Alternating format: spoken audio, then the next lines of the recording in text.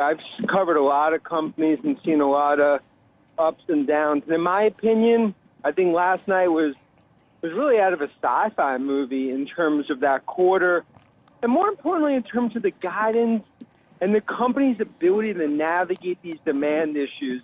In my opinion, this was really a feeling that there's no pilot on the plane to navigate through the turbulence. Dan, you say that there's no pilot on the plane to navigate through this severe demand turbulence. Then do you think that Elon Musk is not the right person to lead this company, to be the CEO? I mean, look, I think that continues to be a debate here. I mean, no one could deny his vision. He's integral to Tesla as a company. But I think last night was a change. Remember, we've been a long-term bull on Tesla. And I think now, as the company's going through, I view as a demand crisis, they think that demand's going to magically come back. And I think that worries us, especially with an inexperienced CFO, a potential capital raise on the horizon.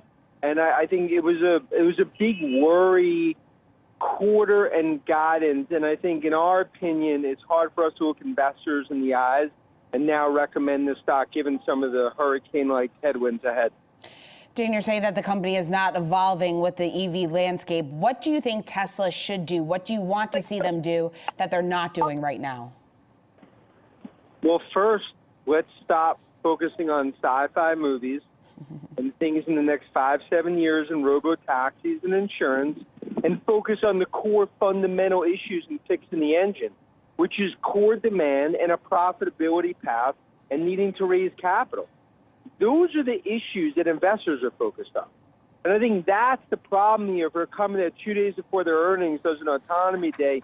You need to focus on core Model 3 demand in the U.S., profitability, and rip the Band-Aid off and raise the $3 billion of capital, which we believe is key.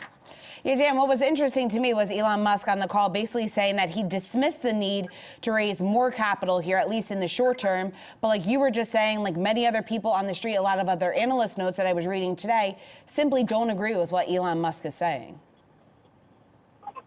The math doesn't lie.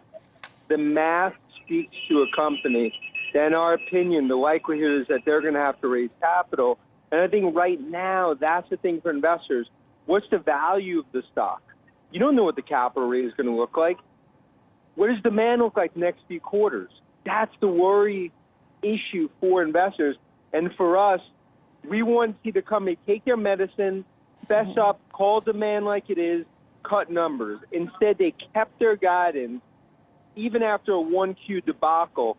And I think it's going to be an Everest-like climb to hit those numbers.